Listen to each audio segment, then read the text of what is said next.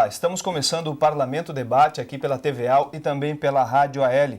O tema de hoje é unificação das eleições. O Brasil gasta a cada 2 anos cerca de R$ 1 bilhão para organizar as eleições. E a UNAL, União Nacional dos Legislativos e Legisladores Estaduais, está começando uma movimentação no país para unificar os pleitos eleitorais. Participam do debate de hoje o deputado Dado Xerém, do PSDB, que é coordenador da Comissão Nacional da UNAL nas eleições unificadas, o prefeito de Siderópolis, Douglas Varmeling, que é presidente da Federação Catarinense dos Municípios, e o doutor Alessandro Abreu, que é presidente da Comissão de Direito Eleitoral da OAB em Santa Catarina. Sejam bem-vindos ao debate.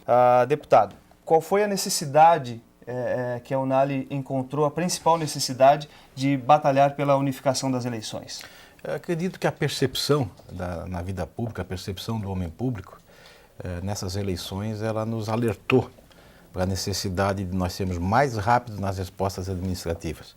E em função dessa rapidez nas respostas administrativas, nós esbarramos nas dificuldades da lei eleitoral. Por quê? Porque nós temos uma lei a cada 2 anos. Então, na verdade, quem tem um mandato de 4 anos, ele passa praticamente 2 anos inoperante, porque a lei eleitoral não permite nada. E os anseios da população, a emergência das necessidades, ela não permite mais que a gente pague uma administração por causa de um período eleitoral. Então, essa vontade de debater esse assunto, de trazer esse debate à sociedade, é que está fazendo com que a UNAL faça esse movimento a partir do dia 3 de dezembro. E, para nossa surpresa e alegria, nós não estamos encontrando oposição a esse debate. Muito pelo contrário, estamos sendo incentivados para trazer esse debate à tona. Mas deixando uma coisa bem clara, a legitimação dessas propostas cabe ao Congresso Nacional. Sim. Nós queremos ser parceiros, nós queremos ajudar. Nós queremos fazer com que realmente esse debate seja levado para o Congresso através de um plebiscito em 2014. Uma proposta que nós levamos aos nossos parlamentares de Santa Catarina, de um plebiscito em 2014, perguntando para a população se ela quer a unificação e a coincidência das eleições. Pode ser em 2016, 2018, mas tem que ser honesto, tem que ter a clareza de dizer alguém, ou um prefeito, ou um governador, ou um presidente, vai ter um mandato estendido para coincidir com essa unificação. Douglas Varmeling, que é prefeito de Siderópolis, o deputado falou sobre a questão da paralisação da administração para se realizar uma eleição. Como que o prefeito convive com essa situação?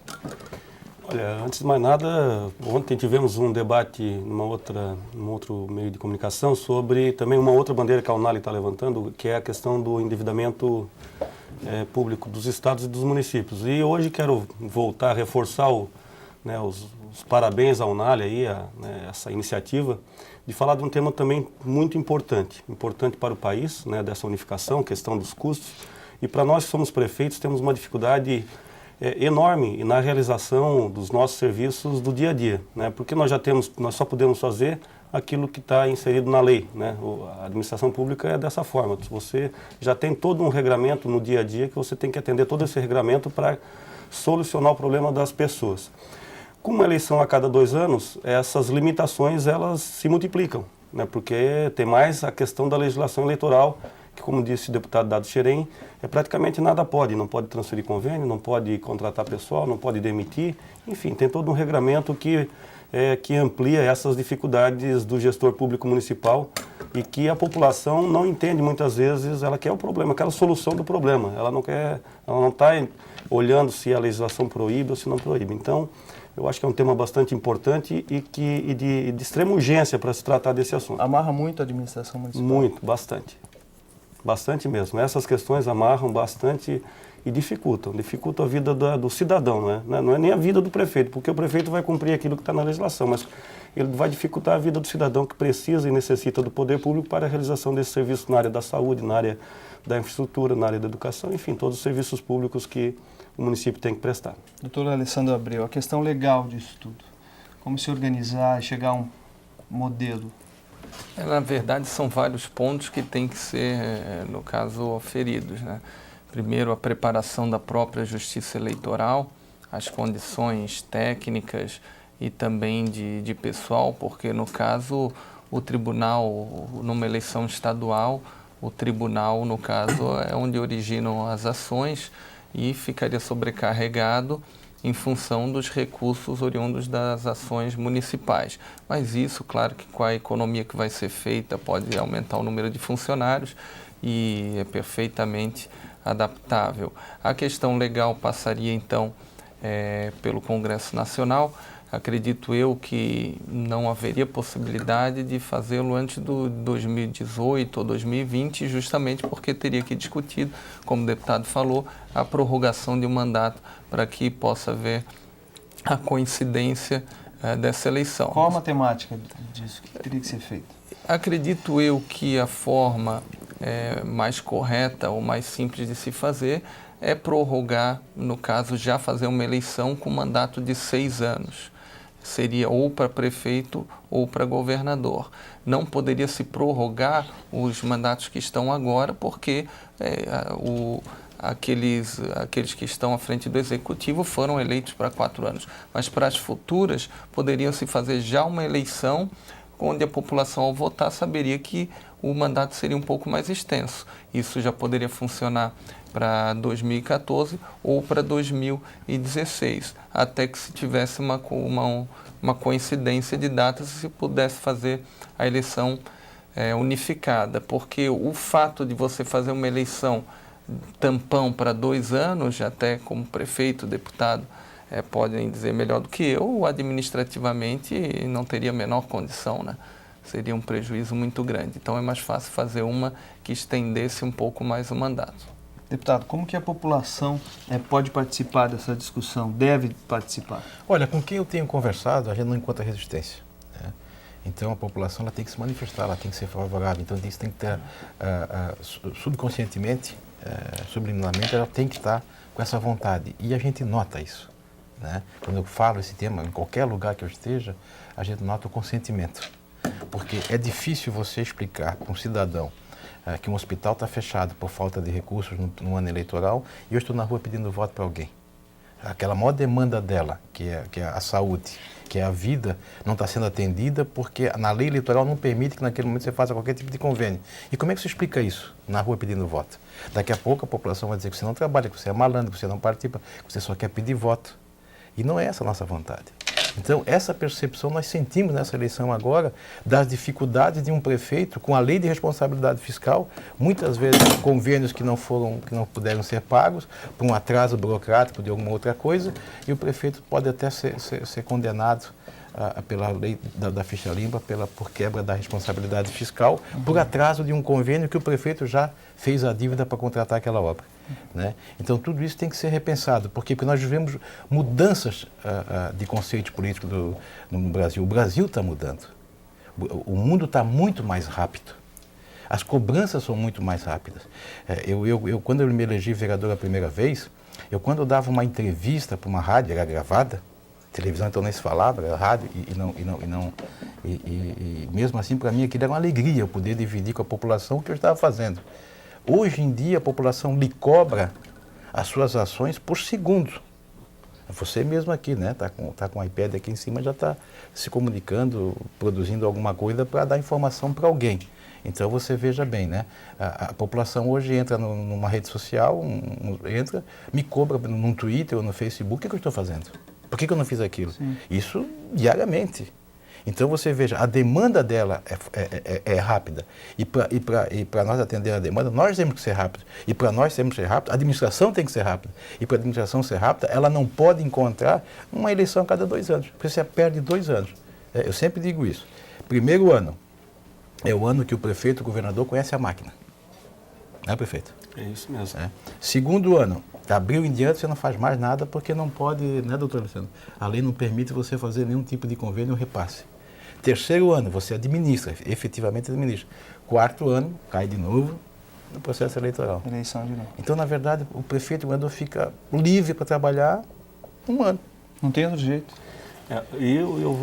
A população não suporta mais tanta eleição. Não suporta mais, o político também não. O custo dessas eleições, além de todas essas questões, né, de legalidade, o custo das eleições é um absurdo.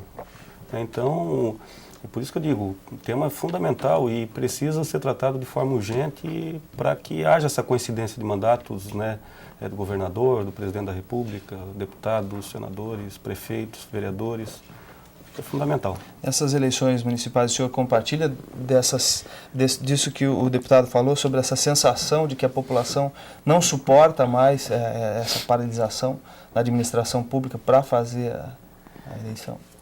É que você sempre tem essa situação de estar, como disse o deputado, você está na rua pedindo voto, mas como é que você não pode resolver um problema da sociedade? Você pode estar em campanha, estar num comício, estar fazendo uma reunião de comunidade, né, colocando para a população que você tem que ser reeleito ou que o seu candidato tem que ser eleito, né, e não pode ir lá na sua unidade de saúde, está faltando material de limpeza, está faltando isso, está faltando aquilo. A população hoje está muito informada, muito politizada. Né, e a informação ela é muito rápida, realmente é muito rápida. Como disse o deputado, é Facebook, as redes sociais são intensas, tem SMS, tem telefone celular, hoje tu encontra o detentor do cargo eletivo em qualquer local. Então você tem contato muito rápido para a cobrança desse serviço. E toda essa questão dessa não coincidência do mandato gera toda essa dificuldade para a realização desse serviço. Né? E o que a população não admite mais. A população ela não admite mais corrupção, mas além da corrupção ela não admite mais gastar mal o dinheiro, ela está bem informada, ela quer solução rápida dos problemas. E por isso que é fundamental essa discussão. Doutor Alessandro, por que, na sua opinião, por que isso está demorando a acontecer? Por que não é uma discussão que tenha sido colocada em prática, que é o que a UNALI está fazendo antes? Na verdade, eu acredito que é em função das consequências de toda a adaptação que tem que ser feita. E eu acho que até vai trazer um benefício muito grande. Por exemplo, a situação da propaganda eleitoral gratuita em rádio e TV.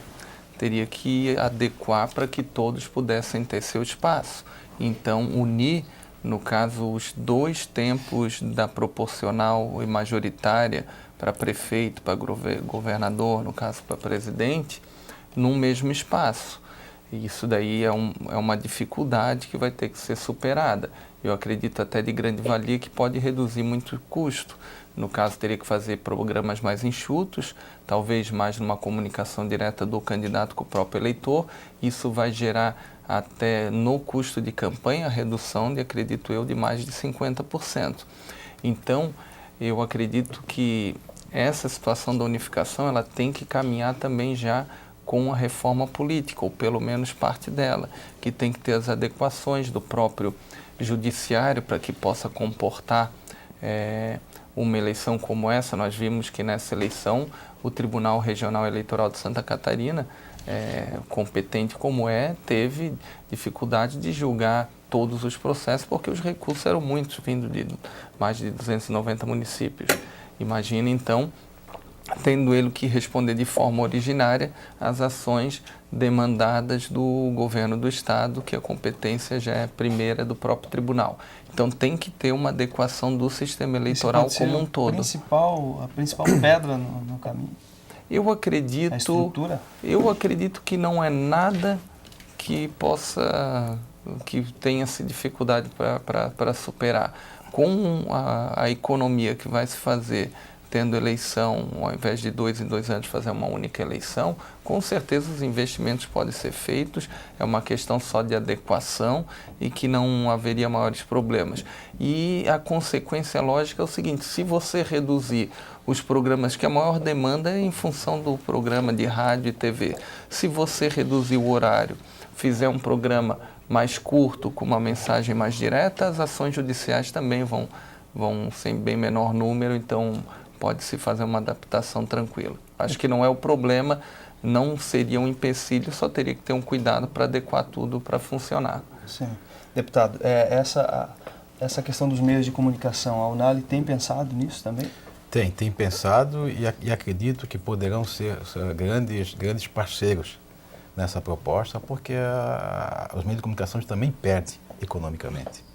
Quando você deixa de vender o seu produto de um comercial de televisão para uma empresa privada por um preço X e, na verdade, você tem que vender pelo TCE por um preço bem inferior àquele de mercado. Então, acredito que isso aí também acaba atingindo os meios de comunicação. E acho que ninguém pode ficar contra a vontade popular.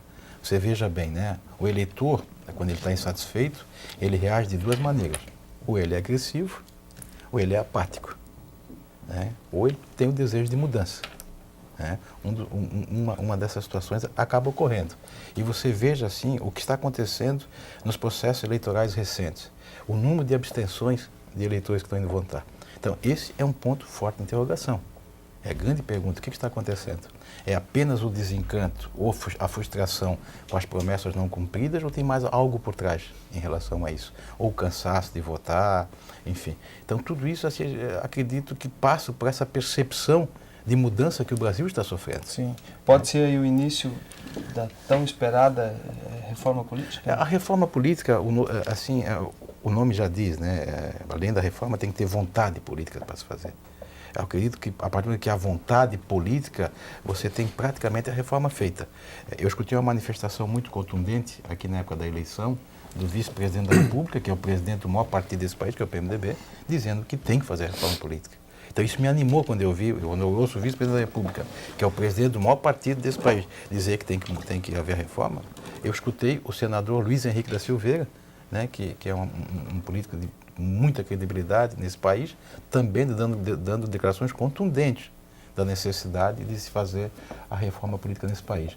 E também soube, através do deputado Juarez Ponticelli, que é o presidente da ANARE, que o ex-governador e deputado federal Espírito de Amin também está envolvido na questão da reforma política. Então você veja bem, existem vários partidos de pessoas influentes, de pessoas que têm credibilidade política, propondo isso. O relator da reforma política é o deputado do PT, acho que é Henrique Fontana, né? Acho que é Henrique Fontana o nome dele. Então, acredito que tem um caldo bom para isso. Tem que agora agilizar. Você veja esse processo no STF da questão da compra de voto parlamentar, né? Isso aí mudou tudo. Acho que a gente tem que ter a honestidade de ver a necessidade. Nós falamos de financiamento público de campanha. Hoje, os tribunais eleitorais têm condições de fazer uma fiscalização muito forte junto com a Receita Federal em relação de recursos aplicados em campanha ou não. Então, acho que a gente tem que começar a debater o financiamento público de campanha. Então, são questões, salvo o melhor juízo dos colegas de debate, são dois caminhos, mas que são dois caminhos paralelos. A unificação da eleição e a reforma política. E eu vou num terceiro que o prefeito Douglas falou, né? Da endividamento e da falência dos municípios e dos estados. O governador Romano Colombo fez um relato para nós, não dele, foi o doutor Eduardo, de uma reunião com o governador Colombo, que os estados do Codesul estão começando a acender as luzes amarelas em relação a recursos. E de todos os estados da federação, apenas 7 têm provisionamento já definido para o 13º salário. Por que isso? Por causa da centralização do poder central. Está demais. Ontem foi meu partido, hoje é outro partido, amanhã vai ser outro. Mas se não tomar uma decisão de descentralizar os impostos e aplicar nos municípios e nos estados, nós vamos ter aí cada vez mais uma centralização maléfica para o país, onde que as pessoas, um prefeito, para mudar um desvio de uma ponte, vai ter que pedir a autorização para um técnico de Brasília. Ok, nós vamos fazer um breve intervalo. Parlamento Debate volta daqui a pouco. Até já.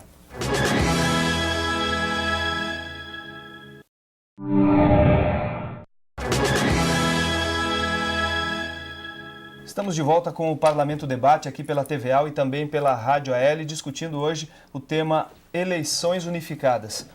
Conversávamos antes, deputado, o senhor falou sobre os meios de comunicação que poderiam ser parceiros, o doutor Alessandro falou sobre quem seriam os beneficiados com essa mudança. Agora eu gostaria de saber quem são as forças contrárias a isso, doutor Alessandro. Quem pode ter interesses contrários e que acha que não é bom ter eleições unificadas?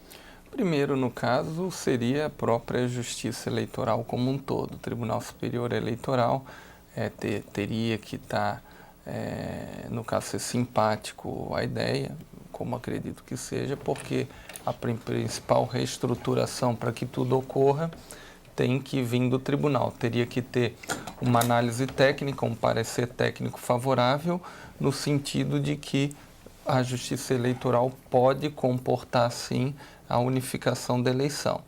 Então, a partir daí que se daria todo o processo, porque a averiguação ela é técnica e sem um parecer técnico dando possibilidade, não haveria como dar continuidade a essa intenção. Mas eu não vejo nenhuma dificuldade, até porque o corpo do técnico do tribunal é muito competente e são adequações, acredito que até pequenas em relação aos softwares e em relação à parte de informática da eleição, e a parte técnica jurídica apenas teria que fazer uma reestruturação para que no momento da eleição pudesse haver então um maior número de pessoas envolvidas para auxiliar os juízes eleitorais e no caso até os membros do Tribunal Regional Eleitoral. Agora, seria necessário, por exemplo, na questão dos senadores, haveria uma redução de tempo de mandato.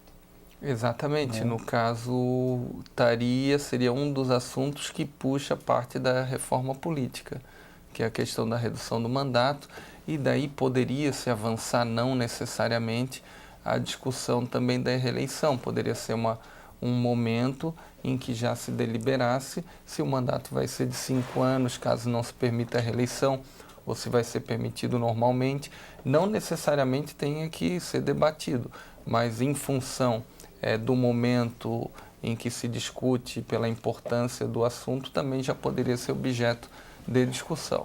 Então aqui a gente já vê dois prováveis entraves. Eu quero puxar para um outro lado. O senhor falou dos meios de comunicações que podem ser parceiros, mas tecnicamente eles teriam dificuldades. Por quê? Porque teriam mais gente para apresentar nos horários eleitorais, rádios e TVs, ou seja, iam ter que suprimir mais a programação. Mais dois. Mais dois. E tem um outro porém, porque eles têm uma isenção de impostos, né? O governo concede isenção de impostos a eles, as emissoras de rádio e TV, durante as eleições, que é para fazer um contrapeso das supostas perdas, digamos assim, com publicidade. Então, a cada eleição... há uma renúncia de receita que não é bom para o país. Que não é bom para o país. 606 milhões que não é bom para o país. de reais a cada eleição. Então, voltando ao assunto dos entraves, os meios de comunicação então podem entrar nessa briga para tentar... Porque o que eu leio em época eleitoral, que só se fala em prejuízo dos meios de comunicação no período eleitoral. Então tem alguma coisa que não fecha, porque nós cansamos de ouvir que eles não são simpáticos, não gostam, e porque eles alegam prejuízo financeiro até pela diminuição da venda do produto deles. Sim.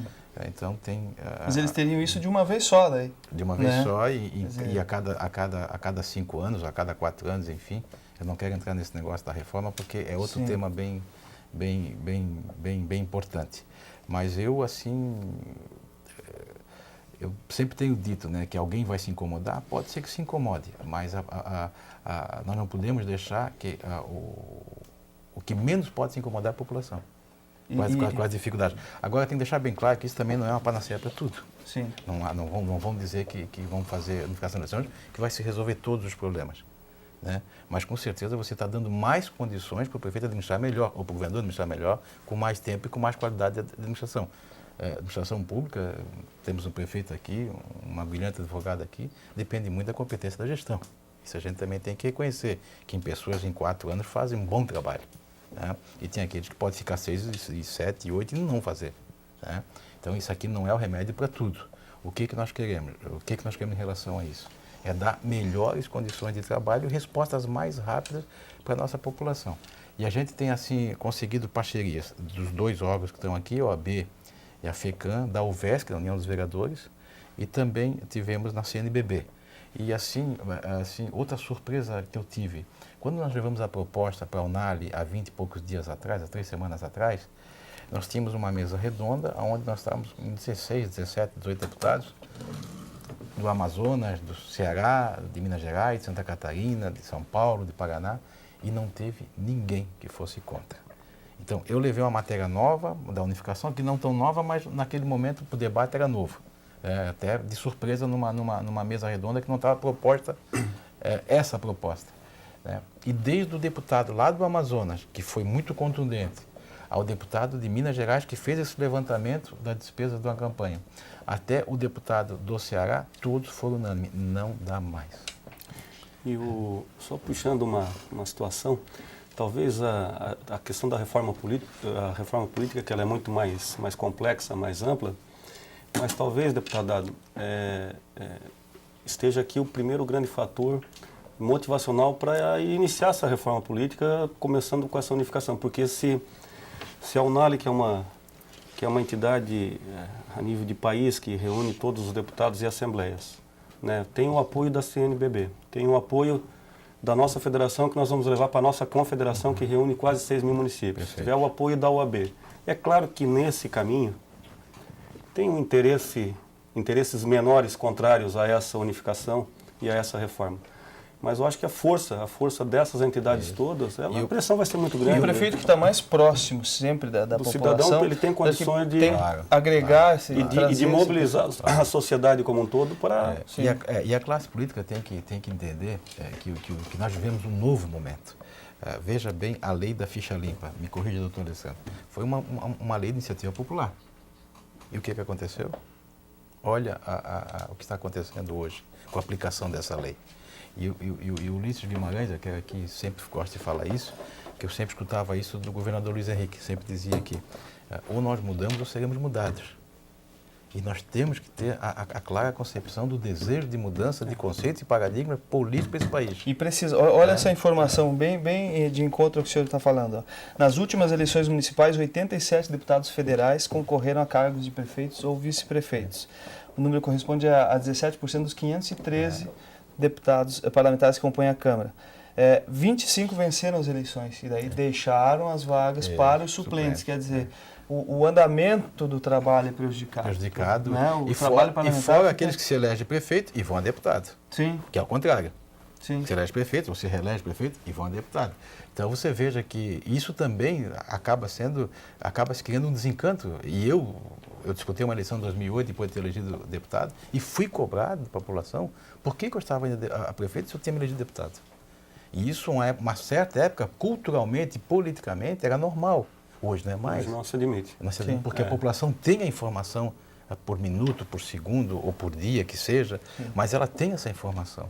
Então a gente tem muito cuidado quando a gente vai disputar um mandato eletivo, o que você está prometendo, o que você está falando, porque você vai ser cobrado de uma forma contundente. Eu acredito também que tem um ganho também até dos próprios partidos políticos, né? A situação de você estruturar uma convenção, de você trabalhar a estrutura partidária, já pensando numa única eleição, porque queira ou não queira, demanda, um gasto que demanda para todos, para o Poder Judiciário, para os partidos políticos, para a própria campanha, e eu entendo que é um controle efetivo que pode se dar em determinado momento, onde se tem a oportunidade de reduzir os gastos e fazer com que termine de vez qualquer possibilidade de caixa 2 ou situações que existem com frequência e são demanda de condenações judiciais no decorrer do processo eleitoral. Então, a própria estrutura partidária também teria um ganho para a sua organização, para as convenções, que passaria a ser uma só, para a própria formação daqueles em que querem ser prefeitos ou querem um cargo majoritário a nível de governo do Estado e não possam, até os mesmos grupos políticos de determinado partido, estar tomando conta de eleições sucessivas, né? Então, para a própria democracia partidária, eu vejo que com bons olhos. Né? Deputado, o senhor acha que há possibilidade de uma consulta popular, de um plebiscito para trazer a população para ajudar? E para que não seja um engodo, para não encurtar o mandato de alguém e estender o mandato de outro, sem a legitimação popular. Daqui a pouco são capazes de dizer que os deputados estão querendo prorrogar o mandato deles. E não é isso. Sim. Então, o plebiscito, o que é? Para deixar o jogo claro. Você não tem despesa naquele plebiscito porque já vai ter uma eleição. Você não vai fazer um plebiscito só para isso. Sim. Você vai ocupar uma eleição para fazer aquela pergunta. E a população vai saber, quer ou não quer. Mas assim, eu estou convencido, assim, pelo que eu tenho conversado, pelo que eu tenho visto, lido e sentido na pele, que acho que é o que mais me motivou a coordenar esse movimento, é que a população deseja, sim, uma unificação das eleições. Como é que vai ser o trabalho da comissão que vai ser lançada, está sendo lançada agora, Vai ser lançado agora, lá em Brasília, e a partir do momento que for lançado, nós temos que cada estado vai ter uma comissão de deputados, como nós temos aqui. São 1.059 parlamentares de todo o Brasil que fazem parte da UNALI. Isso, que vão fazer o movimento nos seus estados. Sim. Como eu estou fazendo aqui com a OAB, com a FECAM, eles vão fazer nos seus estados. E provavelmente, ou na primeira quinzena de março, ou na segunda quinzena de março, aqui, junto com a UVESC, nós vamos fazer um dia, a UVESC vai fazer 3 dias de debate aqui em Santa Catarina, que é a União dos Vereadores. Nós vamos trazer um dia para a UNALI, ou vamos trazer o vice-presidente da República para participar desse debate, os senadores do Estado, o governador de Santa Catarina. Enfim, eu convidei já o senador Álvaro Dias também, que se propõe a vir aqui, convidar os nossos parlamentares para debater isso, convidar o OAB, a FECAM ou a Federação Nacional dos Municípios, né? Porque o que nós sentimos hoje, assim, né? Desencanto, dificuldade, a falência dos estados e dos municípios. Então, e a população os pedidos da população estão em progressão geométrica e nós estamos respondendo em progressão aritmética. Quer dizer, muito mais rápido os pedidos do que fazer a demanda de atendimento. Então, tudo isso tem que começar a ser repensado. É por isso que eu sempre digo, a gente vive um outro momento no país. Você veja assim, as mudanças no mundo hoje. Quem diria que a Europa e os Estados Unidos estariam com dificuldade financeira hoje? Então, são essas adequações do que o mundo está mudando que nós também temos que mudar. Olha o que aconteceu nos países árabes aí faz 1 ano atrás, 2 anos atrás. Né? Aquelas ditaduras sendo execradas. Então, tudo isso é movimento de um novo fenômeno mundial. Eu digo que é a informação, que você tem a informação hoje. Não dá para fazer mais aquilo de portas fechadas. Não dá mais para eu combinar com 2 ou 3 e aquilo valer uma regra para todos. Então, e isso eu estou sentindo na pele como parlamentar. A cada eleição que eu disputo, a dificuldade é cada vez maior. Por quê? Porque os nossos pedidos ou as nossas respostas são mais lentas. E isso, claro, é como eu sempre digo, vai resolver? Não vai resolver. Mas nós estamos tentando nos adequar a esse novo momento que o mundo e o Brasil estão vivendo. Prefeito, como que a FECAM pode se mobilizar com todos os municípios? Olha, nós temos, eu acho, até um papel importante, como todos os outros têm, mas nós temos uma facilidade hoje de contato direto com todos os prefeitos de Santa Catarina e a nossa Confederação Nacional dos Municípios, que é hoje presidida pelo Paulo Gil Costa, que é aqui do Rio Grande do Sul, que também tem muito dinâmico também, né? Eu acho que nós temos essa facilidade de, primeiro, mobilizar os prefeitos e ter esse debate com os prefeitos para aderirem a essa ideia, que eu não tenho dúvida nenhuma que a adesão vai ser total. E, num segundo momento, irradiar para a sociedade como um todo, né? Porque quem está lá na ponta, na verdade, a questão é o prefeito que está lá na ponta, está reunido com a comunidade, está com o conselho, está com o bairro A, o bairro B da sua cidade. Então, eu acho que isso pode proliferar toda essa ideia de poder massificar entre os prefeitos. Teríamos tempo, deputado, de colocar esse plebiscito, essa pergunta já nas próximas eleições? Não sei, eu não saberia responder porque é uma adequação não apenas é um processo todo eleitoral.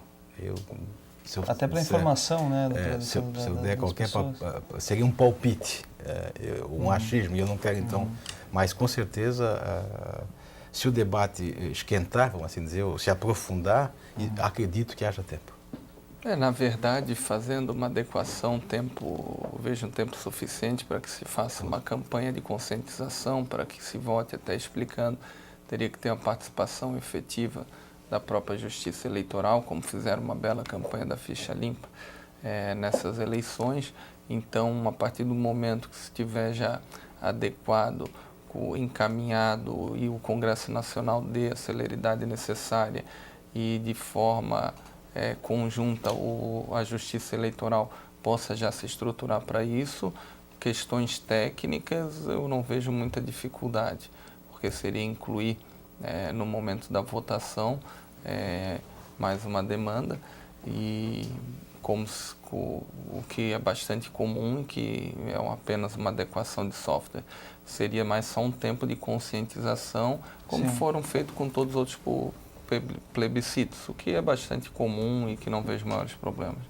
E pode haver mecanismo para reduzir a questão das ações em período eleitoral? O que pode ajudar? Seria natural em relação, a partir do momento que você reduzir a propaganda eleitoral de rádio e TV principalmente, e que faça ela um pouco mais engessada, que não tenha aqui a necessidade da utilização de tantos recursos técnicos, seja um papo mais do candidato para o eleitor em tempo mais reduzido, naturalmente as demandas vão ser reduzidas.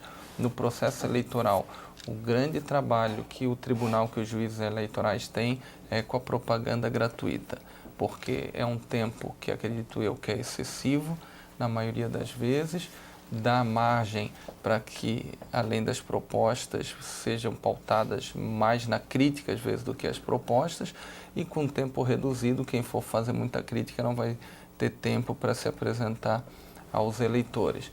E isso, então, vai ser uma consequência lógica e direta. A partir do momento que você reduzir o custo da campanha, reduzir o tempo, vai ter reflexo nas demandas judiciais, que elas serão bem reduzidas mesmo.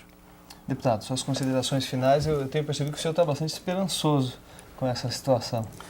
Eu sempre tenho brincado que meu moinho de vento eu já achei. Estou que nem o Don Quixote, né? Moinho de vento. Mas não é a percepção.